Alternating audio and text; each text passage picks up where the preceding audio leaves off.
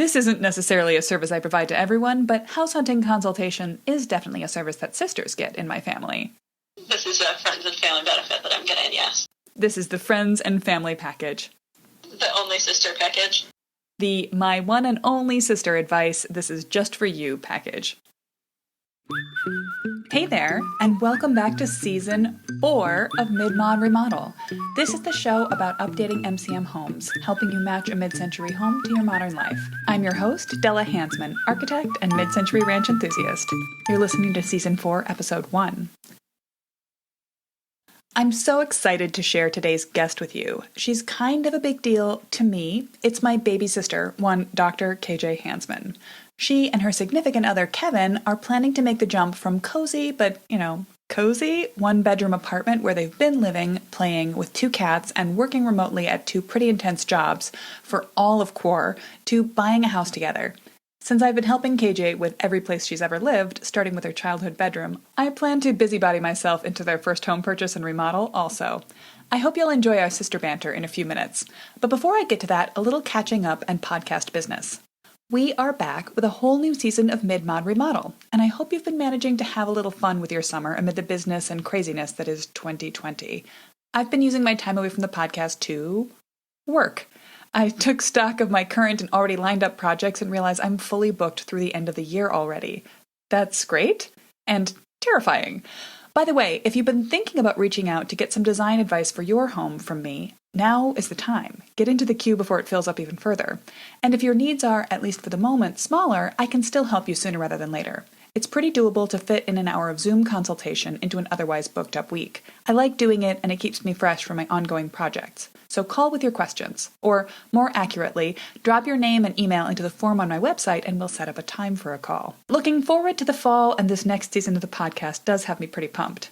I started this podcast with the intention of creating zippy, helpful, short seasons of content that would help home enthusiasts like yourself answer questions big and small about remodeling mid-century houses. Season 1 was an introductory overview in modest mid-century homes and my philosophy of updating them well. Season 2 showed that you are ready to plan a remodel, basically whenever you decide you are, and provided a blast of helpful mid-century resources, tips for gathering ideas, organizing plans, and even decluttering before a remodel. Season 3 was a surprise crash course in getting your house ready to stay home in. Feeling the shut-in crisis myself, I prepared advice on making extra spaces in your house with nooks, creating a home office and study space, play space for kids, and what to do with the basement. I kind of expected the season to end naturally when the quarantine did, but we all know how that turned out. So I ended up feeling a little, read twice as long, longer than I'd planned. What can you do? Now we're about to get back to my original format. Season 4 is going to take a more big-picture philosophical overview of updating a mid-century home. Topics that are going to come up this season will include a more focused dive into house hunting tips for mid-century lovers next week, how to sneak a little sustainability into your remodel, what to do when you're looking at the spectrum between a vintage MCM time capsule versus adding charm back to a house that's been flipped and stripped of its original character, planning for an accessible update, and what to do with the yard of a mid-century house. I'll wrap up by advising you on how to create a customized style guide for your home to keep your design on track from start to finish. I'm really looking forward to sharing it all with you. We're kicking off today with a conversation with my sister, who is plotting a first home purchase. She and I have been talking a lot about this lately off the record, and I realized that many of her questions are the same ones I regularly get over Instagram and through my email from many of you. So I decided we should answer some of them into the microphone. I'm really looking forward to sharing it with you. Without further ado, here's me and my sister. So were you and Kevin always vaguely planning to buy a house from the first time you started to get serious about each other? I think that there was a part of me that believed that I would never be a house owner, that I would live in a condo so that I could call a building manager if we had repairs to fix. And also, we had a very long driveway growing up. Yes, we did. And I feel like I've shoveled enough. So I was not looking forward to the sidewalk shoveling and lawn mowing that comes with owning a house. But I've come around to it, and I'm starting, especially pandemic is making me see the appeal of being able to walk out my door into my yard. Yeah, you guys, I have been really impressed by how the two of you have had 2 energetic cats and 2 very full-time jobs, plus all of your academic work as well, in a 1-bedroom apartment. It's a nice place, and I know we fixed it up really nicely, but you guys have negotiated that amazingly during quarantine. But I think it's also, is it starting to wear? It is definitely starting to wear, yes. We are eager to no longer ever set foot in our shared communal hallway again. And nothing against it. It's a perfectly nice building, but it's going to be exciting to be in our own house. I mean, that being said, we put a lot of work in right when we moved into this place to make it feel like our space in terms of decorating and how we laid it out and how we defined spaces in it, much with the help and guidance of you, my lovely design genius sister.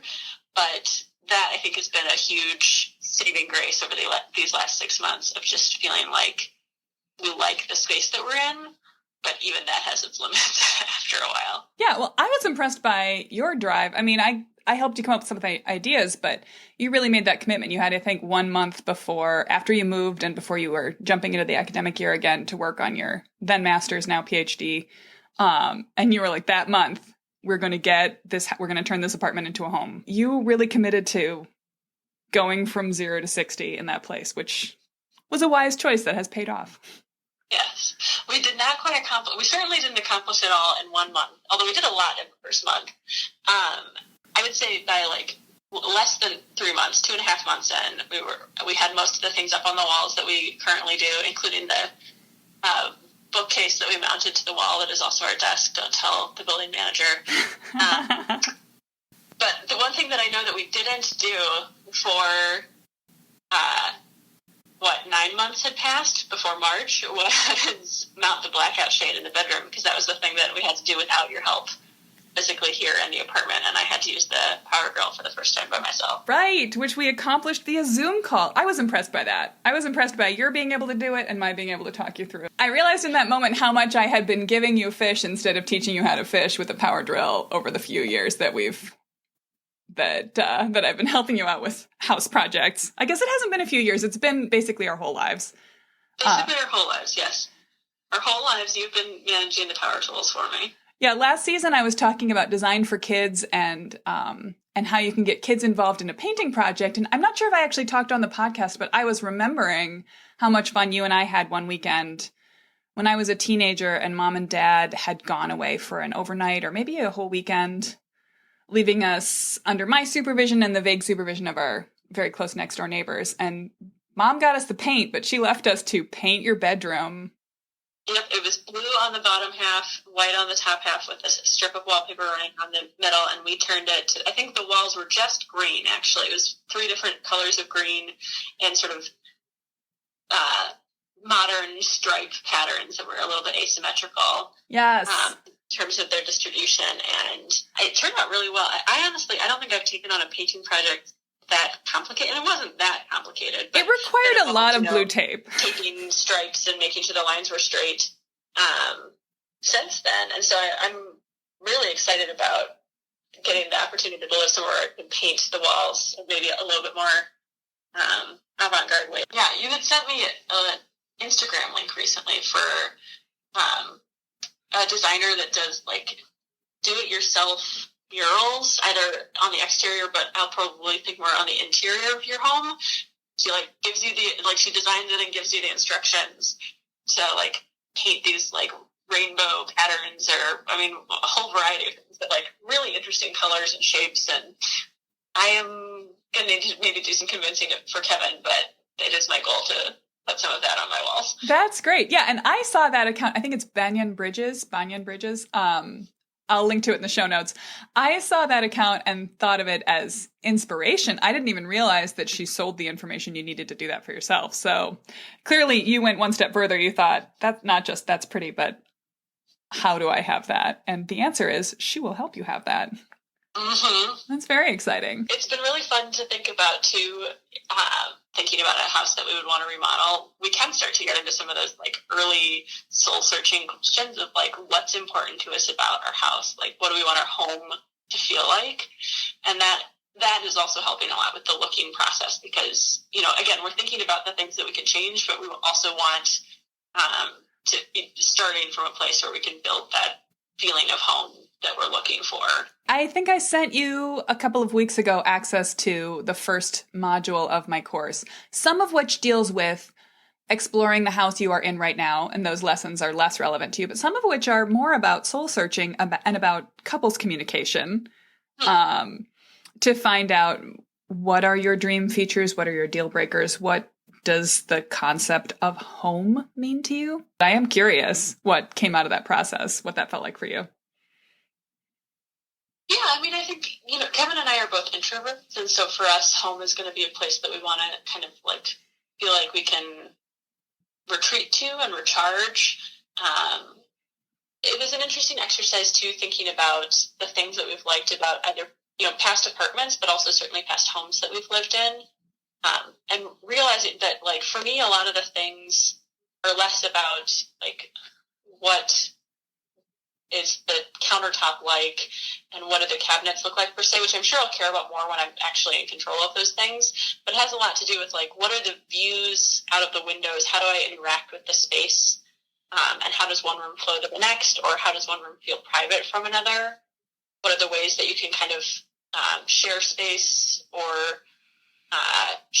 but also have a sense of getting away? And then how does it all flow to the outdoors? I mean, I think one of the things that is really becoming more and more important to me with feeling kind of cooped up from the stay-at-home orders and the COVID-19 pandemic is just, what do I get to see when I look out my window, and what do I get to do when I walk out my door? And that feels really important to me when I think about what home will feel like. Right. And especially, I mean, for you, that's certainly true. I think for Kevin, that's equally or maybe more so true. He's recently developed a growing interest in birding. And you guys have to pop in the car and drive away into the countryside on Sundays to get some really good birding in. But on the other hand, you can also sometimes come over and sit at a social distance from me on my patio and see birds in my backyard. I am lazy and do not feed my birds, but all of my surrounding neighbors do. So there's some pretty good bird sighting possibilities here. And I think for Kevin, having the ability to throw a feeder outside a window and encourage some local bird life will be a giant benefit. You don't necessarily need to own a home to do that, but you kind of need to live in a house. Or at least you don't need to, you need to live not in the kind of smooth-walled, you can't get access to the outside of an apartment building that you currently live in. Right. I'm just recalling we had a bird feeder that we semi-legally hung up outside the window in our Chicago apartment off of a fire escape. A lot of the things we did to our past apartments, or my past apartments, have been what one might describe as semi-legal or semi-within the bounds of the lease agreement. But all made it nicer. All made it nicer. Last apartment before this one, a lot of the things that we did to it, they asked us to leave, and they even gave me a little bit of, not a ton, but like $100 or something for the improvements that we'd made to the apartment. So that felt good. That honestly really surprised me. It was a fun thing. We actually added a little bit of crown molding, or a very simple modernist version of crown molding, to your bedroom. Mm-hmm. And I expected them, A, to make us take that down, and B, to be kind of annoyed that we did it, and they paid you money for it. So, design for the win. Design for the win, yeah. We talked about having this conversation last week before you had talked to realtors, but now you've just talked to realtors. I would still describe you as being in the super into Zillow phase, though. Yeah, I would say we're in phase 0, which is we've not been pre-approved for a loan, so no house we look at right now is the house that we're going to buy. But it is a step up, I think, from phase -1, where we were just looking at Zillow, completely without the intention of ever buying these houses, but as a recreational game, for lack of better things to do with our time right now. As a very low engagement level video game? Yes. Each of those phases has some value, and particularly, if you're using it in a way to think about what you're drawn to, what you're not drawn to, and to try to test your boundaries of, I think some people are looking for a house that's done. Turnkey, move in, set your furniture on the floor, maybe paint a wall, call it good. But I think that you guys are looking for a slightly higher degree of difficulty in terms of visibly undesirable characteristics in the house that actually to you make it more attractive because you know you're going to change that anyway. It's an interesting exercise in sort of learning to see a remodelable house as opposed to a house that has problems that will be hard to remodel. Mm-hmm. Well, there are things that you can't fix about a house, like where it's located, you know, how old are the trees in the backyard. Like, you can't make a newly planted tree be a shady oak overnight. And so there are certain things, like how walkable is the neighborhood? How good is the public transit? Those are things that are not as easy to fix or control as, say, like, what's the layout of the kitchen? Right. Yeah, this is, I think for me, as an architect, the interesting thing is to have someone find a house that's in a place that they can love, that has some features that they can love, and then I'll help them turn that house into their dream home. Hopefully, your house into your dream home. Part of the difference between phase -1 and phase 0 is now I'm actively thinking about remodeling homes that, again, I won't own, but it's helping me think more specifically through the process of what the remodel would be, or what my remodel goals are. Yeah, we were talking about a house last week that had some serious potential not to be your house, but to be a house that is like what could be your house. Right. I think my attitude on Zillow has shifted from just looking at listings and exploring pictures and more starting to really go through a thought exercise. Like, what would I change about this place that, again, you know, based on the way the housing market is now, like, I won't own this home because it's available now and I don't have a mortgage. But, like, what would I do to this house, and what's the kind of work that I want to do? What are the things that are important to me when I think about changing a house? Yeah, and I think that's really valuable because to a certain extent, you pick a house when you're buying to remodel, you pick a house for its features, but also for its flaws.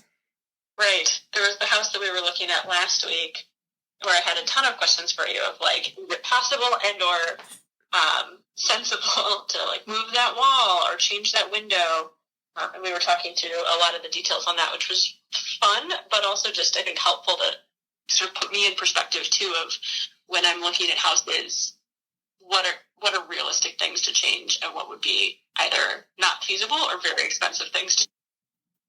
If you're a total layperson in terms of design, you might not be able to visualize all the things that are fixable in a house with design, but you can always ask for assistance with that from me or from a talented friend or from another professional. But choosing the location of the house, that is something that is harder to adjust after the fact. And so finding a house in a neighborhood, in a community, with connections to transit, walkability, bikeability, those are things that are very important to pay attention to. And are kind of a 50-50 thing in mid-century neighborhoods. Some are way better than others. So I would say definitely for my mid-century fans out there, pay attention to where the house you fall in love with is. Because while you can, in America, we can fix anything with a car. Do you want to? Is that the solution that you want to take? It's funny that you say it's 50-50 because last weekend Kevin and I were biking around some of the neighborhoods near my clinic that we are looking at, and of the 4 neighborhoods we biked through, 2 had sidewalks and were pretty close to bus lines, and 2 had no sidewalks. Maybe a bus line that went through, but not as regularly. And it was very clear, you know, which ones are a place that you get to by car and which ones are a place that you could have the option even of getting to by some other means. Mm-hmm. I think as modern mid-century lovers, it definitely behooves us to pay attention to that, to think about the social justice of our housing choices, and also to think about our own lifestyle implications of how much we're going to be reliant on our cars and how much we're going to have access to the community features that we love around us when we pick a house. Because you can make any mid-century ranch your forever home. I pretty much believe that that's universally true, but you'll be much more inclined to do that if it's in a place where you want to stay forever. Yeah, absolutely. Now you're really starting to toe onto my area of expertise, which is studying how neighborhoods influence health and health outcomes, access to health and health equity. And it is just such an important feature to consider. So it's something that I am thinking about. Kevin and I are thinking about a lot as we think about this big decision of buying our first home, which is definitely overwhelming and scary and super fun, and made all that more, it feels much more feasible because we have the wonderful advice of my big sister, who happens to be a wonderful architect. Aw, that's so sweet. So I hope you enjoyed this chat. By the way, if you heard us talking about the Ready To Remodel course and wished you could sign up, it's not open right now, but should reopen again this fall. So put your name on the waitlist by going to midmod-midwest.com/waitlist. You can find a link also at midmod-midwest.com, where you can grab the links to the things we mentioned in the episode and get a little overview. You can always help new listeners find the show by adding a rating and review wherever you listen to your podcasts. Don't forget to subscribe to make sure you never miss an episode. So long for now, Mid-Mod Remodelers. I'll have more house hunting advice for mid-century lovers next week.